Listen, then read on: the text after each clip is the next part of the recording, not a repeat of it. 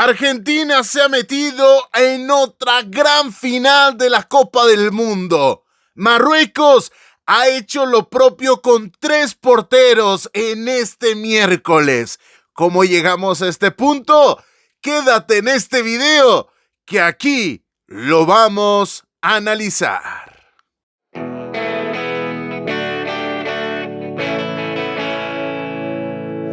Hola, ¿qué tal? Bienvenidos a Fútbol Vertical, tu canal de confianza para hablar de todo lo más interesante, lo más importante y lo más trascendente a nivel mundial. Y en este caso, no puede ser de otra manera. Nos tenemos que mantener en Chile porque se han llevado a cabo las 2 semifinales de esta Copa del Mundo Sub-20 de 2025. Y ya tenemos a las 2 finalistas. Por un lado, Argentina ha derrotado a la selección colombiana y desde el otro costado, Marruecos.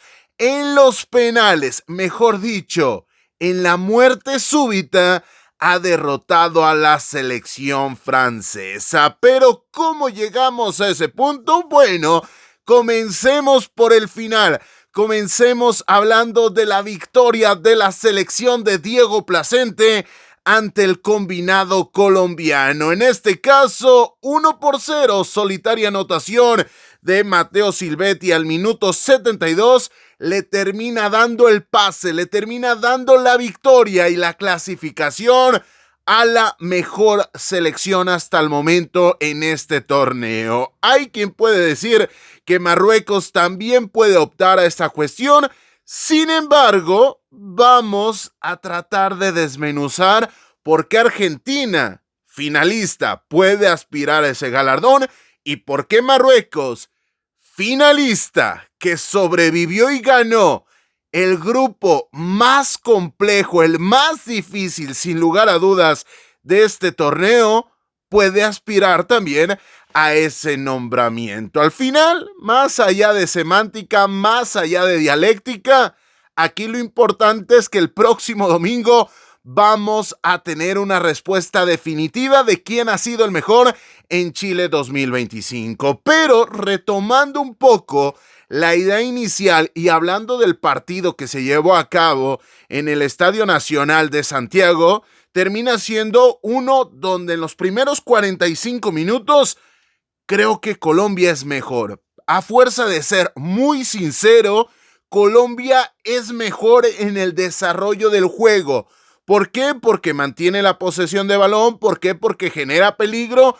¿Por qué? Porque controla el tiempo del encuentro. Pero ojo, quizá aquí con argumentos alguien pueda sostener una tesis donde mencione que Argentina fue mejor en lo que Argentina pretendía, que era soportar. Sabía que era prácticamente imposible maniatar a Colombia durante 90 minutos y supo sobrevivir. Cuestión que no me parece para nada un detalle menor. Creo que es muy destacado el voltearte a ver al espejo y darte cuenta de que hay momentos donde no eres superior al rival, donde no lo vas a poder controlar el 100% del tiempo, y a partir de verte en el espejo, ser muy sincero con tus capacidades, que son muchas, muy variadas y de gran calidad, pero también el de enfrente juega, también el de enfrente tiene sus argumentos y tiene sus posibilidades. Y a esa cuestión se adaptó el equipo de Diego Placente y a partir de ahí, en la segunda parte, en un intercambio de golpes, cuando quizá Colombia ya no era superior, quizá cuando Colombia la pasaba, no de peor manera, porque tampoco sufren demasiado, este equipo argentino no te lleva a un escenario donde tengas que sufrir, pero te gana. Y en esa capacidad y en esa habilidad, Argentina ha demostrado ser la selección que en la competitividad es la más destacada. Y es que puede sonar a demeritar el talento de los argentinos, a que no estamos mencionando tanto a Gianluca Prestiani, del cual estaremos hablando en unos instantes. Quizá estamos obviando la actuación de Alejo Zarco, quizá la ausencia de Maher Carrizo termina pesando, pero la realidad es que en el análisis de partido podemos destacar todo lo anterior y también hablar de la calidad argentina. ¿Por qué? Porque sobrevives y esto se trata de sobrevivir. Este deporte se trata de hacer más goles que el rival y en esa habilidad Argentina ha sido superior a selecciones cuyo potencial muchos consideran que puede asemejarse o incluso superar al argentino. Y pese a ello, quien está en la gran final es la albiceleste de Diego Placente. Bueno, hablando un poco más del desarrollo del encuentro, ojo, se termina lesionando Joel Canchimbo, el futbolista colombiano. En su lugar ingresa John Rentería, que de hecho John Rentería se va expulsado en la segunda parte, es decir, el ingreso, más allá de acentuar el tema de las ausencias en la selección de César Torres, termina significando un mal ingreso por parte de Rentería, porque no se refleja en el marcador, porque no es capaz de aportar mayores soluciones ofensivas a la selección Colombia y además se termina yendo expulsado a falta de 11 minutos más el añadido. Es decir, si tenemos en cuenta los 5 minutos que se sumaron a la segunda mitad, Rentería dejó a su equipo con la necesidad de marcar y ante el tremendo reto de romper esa valla imbatida que desde el minuto 69 del partido contra Australia de la jornada número 2, es decir, ya jugó contra la selección italiana. Entonces, ahí llevamos la cuenta de 111 minutos sin tener en cuenta los añadidos. Ya jugó contra Nigeria en los octavos de final. Llegamos a los 201 minutos sin recibir gol.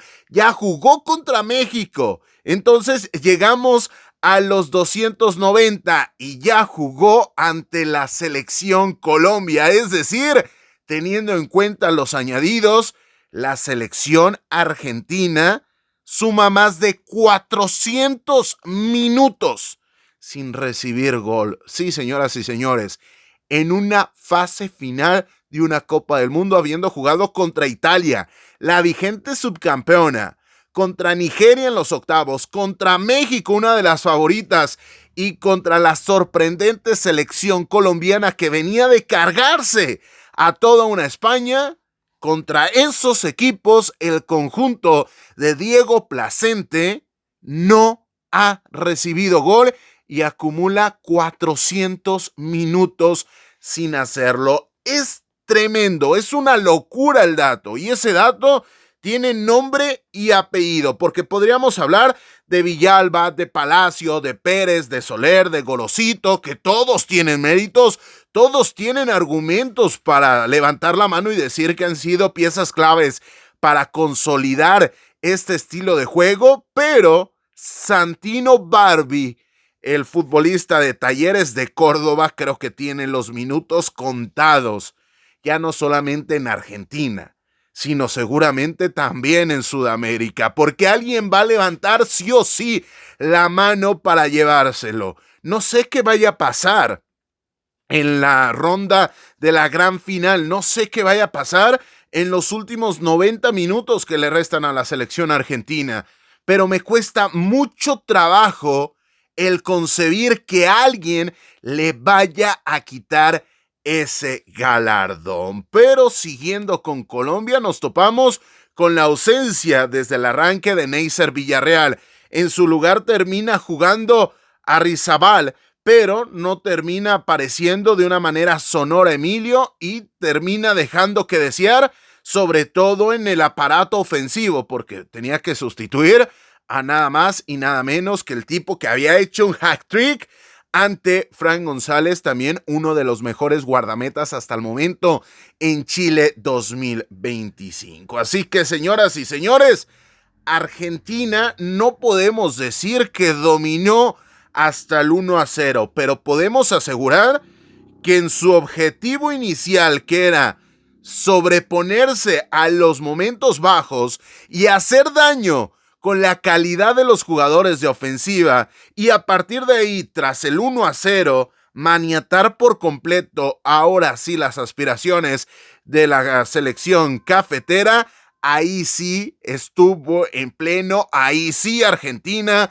terminó jugando a placer, y no hay una selección en esta Copa del Mundo que lo haya hecho mejor que la selección de Diego Placente. Simplemente para cerrar el análisis de este partido, mencionar que Matteo Silvetti, el jugador del Inter Miami, canterano de Newell's Old Boys, volvió a aparecer. Ya lo mencionábamos con la anotación. No lo podemos poner aquí por el copyright, pero la definición es una auténtica maravilla del argentino, pero es presidida por una asistencia tras una conducción de Gianluca Prestiani, que terminó habilitando de manera formidable a un Silvetti que temporiza la jugada y que termina definiendo, insisto, en un gesto técnico formidable. Hasta aquí Colombia, bueno, va a tener el duelo del próximo sábado por el tercer lugar, que a la vuelta del tiempo es mucho más valioso de lo que hoy lo consideramos, pero Argentina, la selección albiceleste, la vigente campeona del mundo en términos absolutos, que venía de fracasar en su Copa del Mundo en 2023, con esta generación, sin el Diablito Echeverri, sin Mastantuono y sin varios jugadores que sin lugar a dudas serían titulares en este 11, terminan llegando a la gran final, donde van a enfrentar a la selección marroquí. Sí, la selección de Mohamed Bouhabi, que terminó dejando en el camino al combinado francés. Ojo, Francia tuvo momentos muy álgidos, momentos muy importantes, y sobre todo en la segunda parte supo incomodar a los marroquíes, que en el primer tiempo tomaron la ventaja con un penal de Sabiri que el propio Olmeta terminó mandando al fondo de su red. Sí, Lisandro, el cancerbero, en este caso francés, terminó marcándose en propia y dándole la ventaja a la selección marroquí. Pero en la segunda parte, Lucas Michel al minuto 59 emparejó los cartones, y en ese punto vimos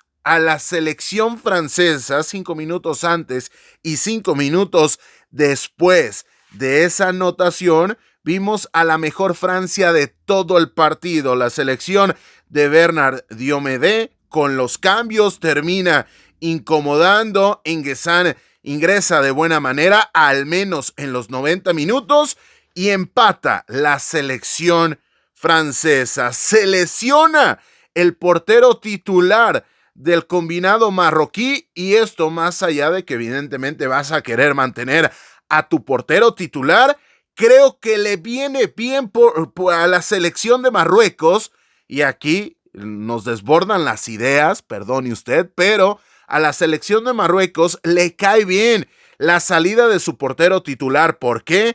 Porque le baja los decibeles, el ritmo a la selección de Diomede, y a partir de ahí, tras el ingreso del arquero suplente, se termina viendo un poco mejor la selección de Marruecos, que provoca una pena máxima, o al menos el intento de una pena máxima que no termina siendo señalada.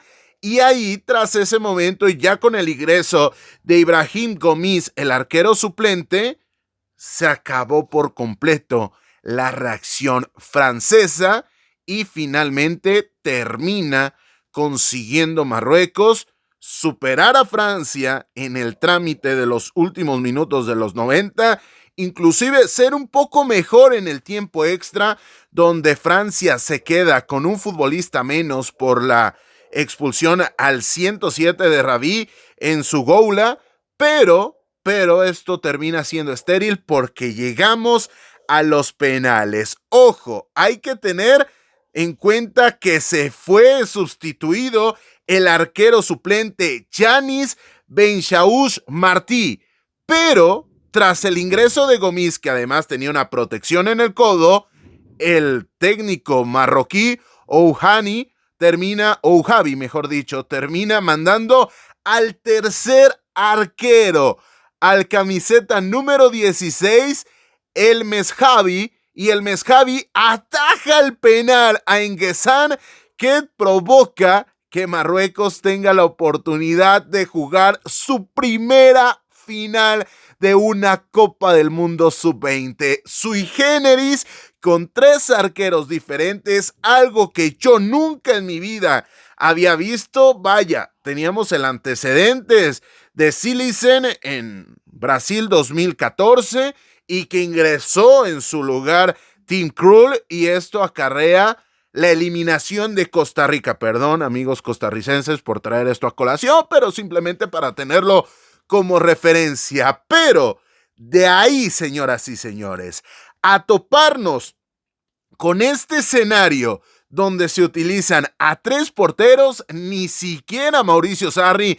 en el Chelsea con aquel tema de Willy Caballero, Kepa Arrizabalaga, se había atrevido a tanto. Así que, señoras y señores, con el uso de 3 porteros, la selección de Marruecos ha dejado en el camino, tras empatar 1-1 en el tiempo regular, en los penales 5-4 consigue la victoria los Leones del Atlas, y el combinado marroquí va a jugar, señoras y señores, la gran final ante la selección argentina. Aquí el análisis es muy interesante y podríamos discernir en quién es el favorito. Aquí lo puedes manifestar en la cajita de comentarios. Aquí lo puedes mencionar. Para ti, ¿quién es el favorito?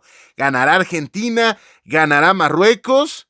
Yo considero que Argentina llega de mejor manera, que ha demostrado que puede sobreponerse a un escenario adverso, pero va a ser un duelo muy interesante porque Saviri tiene mucha calidad, porque Alejo Zarco está en su momento, porque Gianluca Prestiani ha demostrado que es uno de los futbolistas con más talento en esta Copa del Mundo, pero a grandes rasgos y a reserva de hacer un top con los mejores jugadores que estará disponible en unas horas más aquí mismo en el canal de YouTube de Fútbol Vertical, y de hacer una previa en tiempo y forma que veremos si nos da el tiempo para realizar, yo considero a la selección argentina como la favorita. Ese partido se va a llevar a cabo el próximo domingo. Ojo, tampoco podemos descartar una victoria marroquí. El equipo de Mohamed Oujavi termina siendo un equipo muy solvente, un equipo que solamente ha perdido un partido y lo hizo cuando ya tenía el boleto en la mano y ante la selección mexicana, así que también no podemos creer que eso es peccata minuta o que no es una condicionante fuerte para analizar esta gran final, pero, insisto, visto lo visto, yo me quedo con la selección de Argentina. Y puedes reflejarlo en la cajita de comentarios, señoras y señores.